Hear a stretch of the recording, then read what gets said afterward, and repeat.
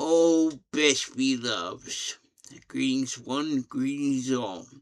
I'm about to begin the second part of my story, the second chapter, more or less.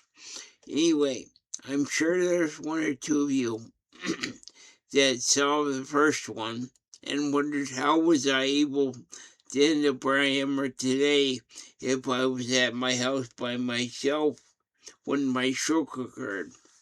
Well, some of you may have guessed the people pumping my septic tank, and I'd say good guess, but you're wrong because they left pretty much after they finished. They came and went.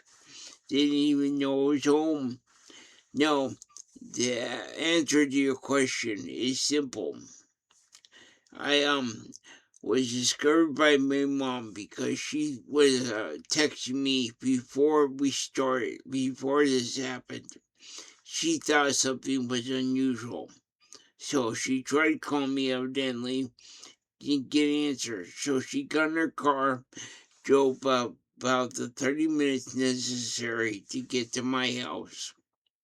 She came over and said at that moment what she thought I was kidding because she saw me on the ground in my bathroom doing this completely still except for my left arm going back and forth.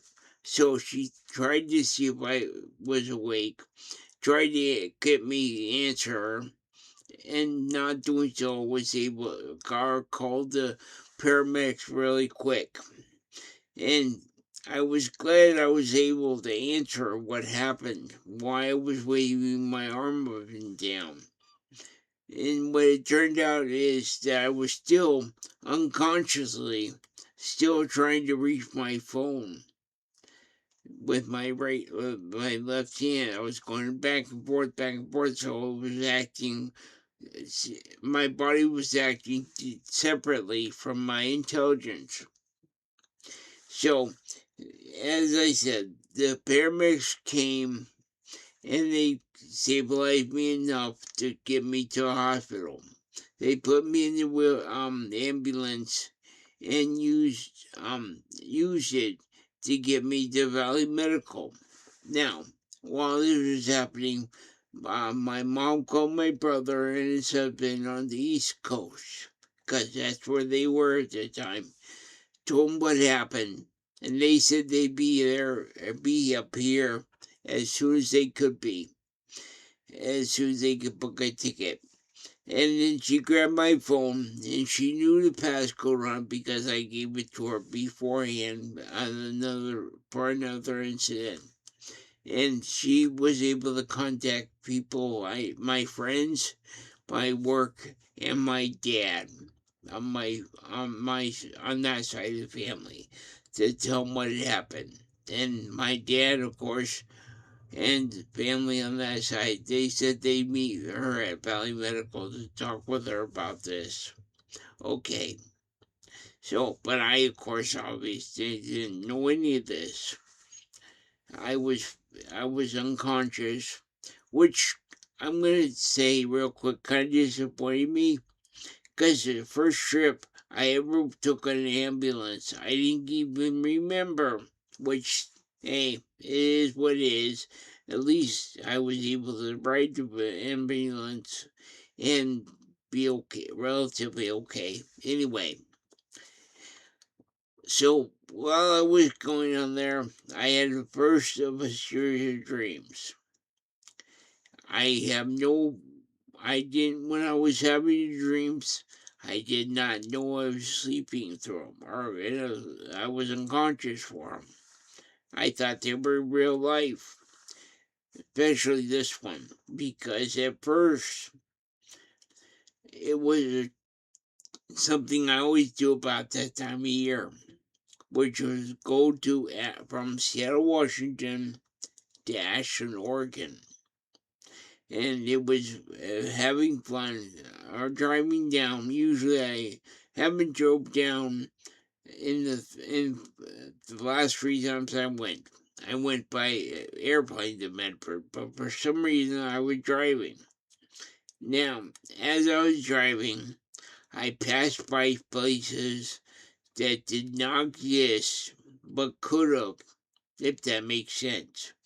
Like when I was past Portland, this is the obvious one to me, is I was driving down this I-5 southbound, and when I got to the southeast corner of Portland, I pulled into a suburb area because I went to go get some supplies.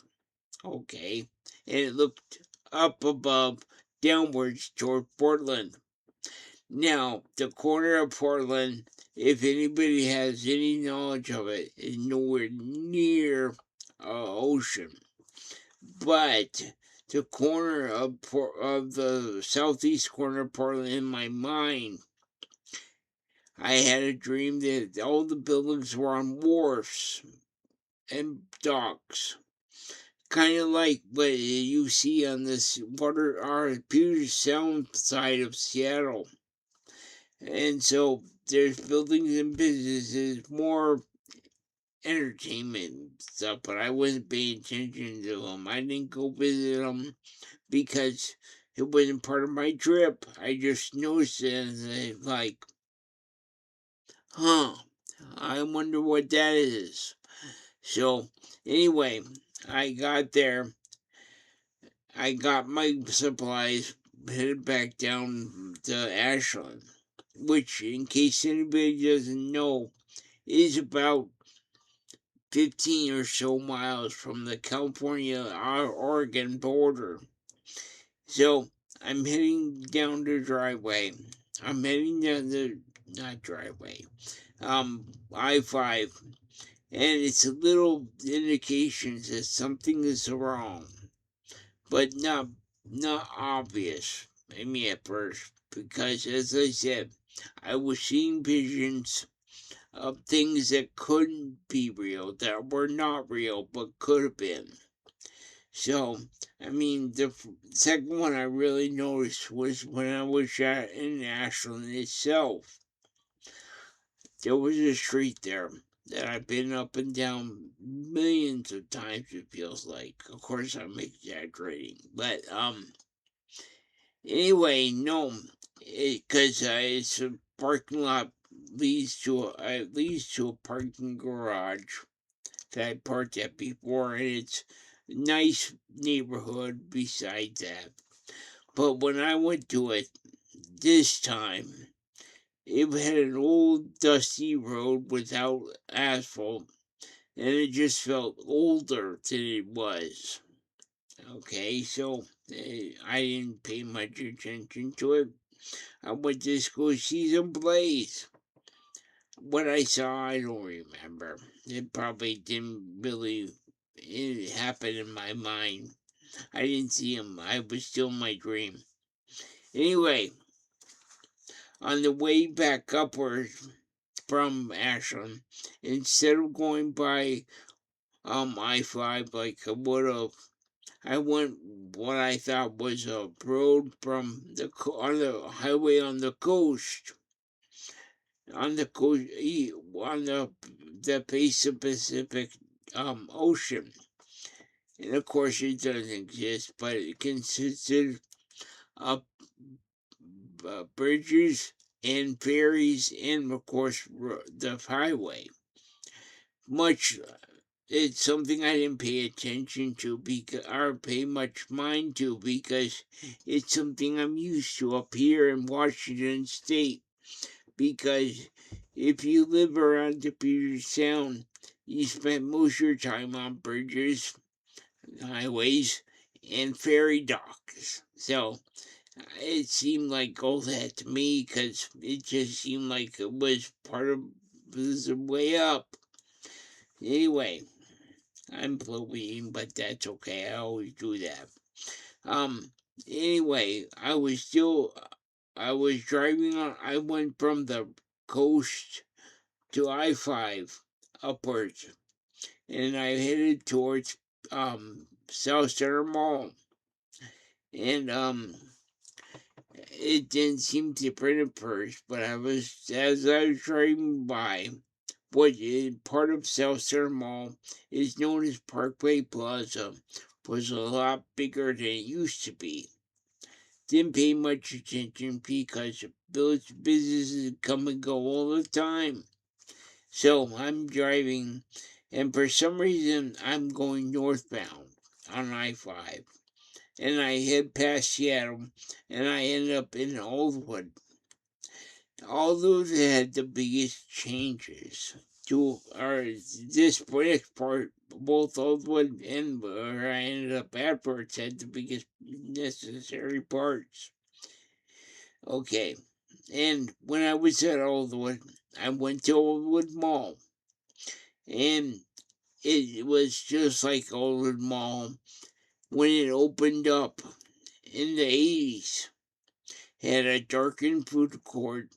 I mean, the food court was traditional, more or less. It was tables surrounded by businesses and restaurants, but it was darker, like it used to be when I first went there. And it had stores that have no existence today, but they did back then. Like, I want to say decoration stores and stuff. Places I've been to when I was a kid there. Okay. I know I'm not describing it the best, but it just felt like a mall in the 80s. Early 80s. Almost like it was 70s. Okay. And one of the things that was there was one of the wings of the mall was filled with a old school video arcade. Now, I didn't spend much time in it, and it was a lot larger than what used to be there. I mean, realistically. I mean, because the mall had I had an arcade in the same area, but it was only one business there instead of the entire wing. Okay, so I didn't spend much time there because I had to be in a hurry for some reason. I stopped, I went outside and went to go get something to eat. And I went to a pizza place. Well, it was basically like a showbiz pizza place, because there used to be near the mall when I was growing up. There was a showbiz. But what was unusual about it was it was a lot bigger, and it had games that not just were video games, but electronic games, if that makes sense.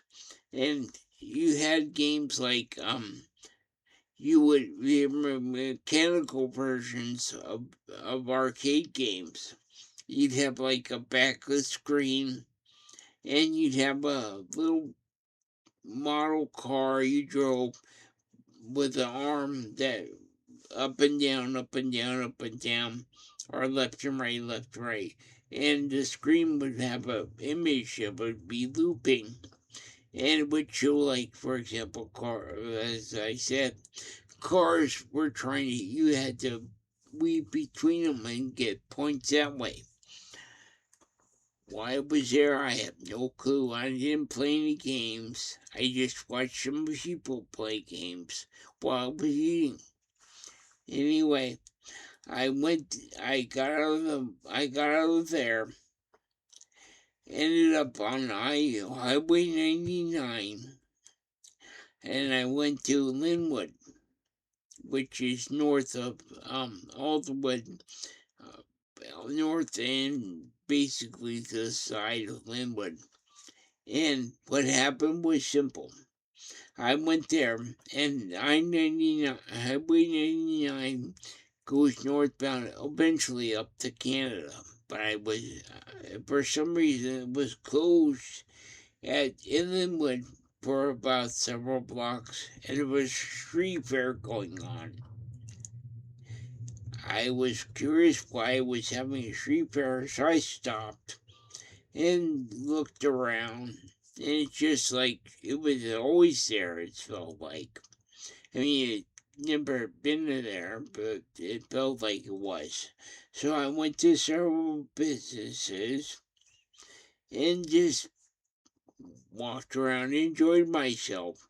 I was like, I was more of like walking around just enjoying it because I was enjoying the ambience. I went to restaurants and they would make a big deal that there was just going on. Okay, no big deal. So after I was there for a while, I stopped. I was headed back southbound to Seattle and my home. But as I stopped by, I stopped near my work at downtown Seattle, near Jackson Street. And for some reason, Nintendo and Ubisoft were working on displays for exhibits they were going to put ultimately in Nintendo Land, the program in LA and, Florida and stuff. And they were working on something, and they couldn't get it to work properly. They kept trying everything, and it wasn't working. Well, for some reason, I stopped by there. And like, Guardians of the Galaxy Part 3 with Rocket, I was able to fix what was wrong. Just happenstance. Just did it and continued on, didn't think about it. So, that part comes in handy. I remember it because it becomes important later. So, I went home and just was chilling in my home. Now, as this was happening, the three people important really to this story, besides me, of course, my mom, my younger brother, and my dad, all got together to hear what was going on and to help me any way they could. So they were, as I was in the operating room and stuff, they were being told what was going on. So here's what happened.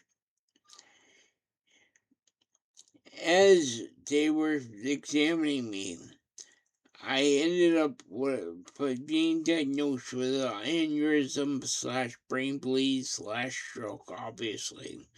And what happened was, it was at the base of my skull, right about there. And they couldn't operate on it because of where it was. So the doctors, because they wanted to relieve the pressure, obviously, but they couldn't. So to try to break up the blood clot, they had to inject me full of blood thinners. Okay, that was what their plan was. That was all they could do. So the doctors did that. We're doing that. But my family had to decide something. And what they were told was someone would need to take charge of what happened to me. Okay, that's fine and dandy.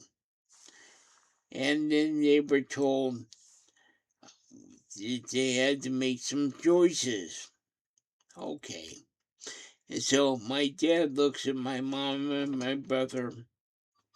They thought for a minute, and he goes, I think we should have Brian do it because he'd be good at it. Because Brian is a business guy. He used to work at a bank. He's really good with stuff such as this.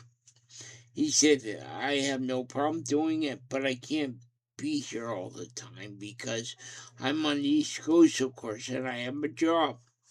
So he goes, I have an idea. How about we have mom in charge right now? Our mom to be my ears and stuff, and she tells me what happens when I'm gone, and I'll make decisions based on that. My dad thought for a minute and agreed ultimately. And so, anyway, as they came to the decision as I was being worked on.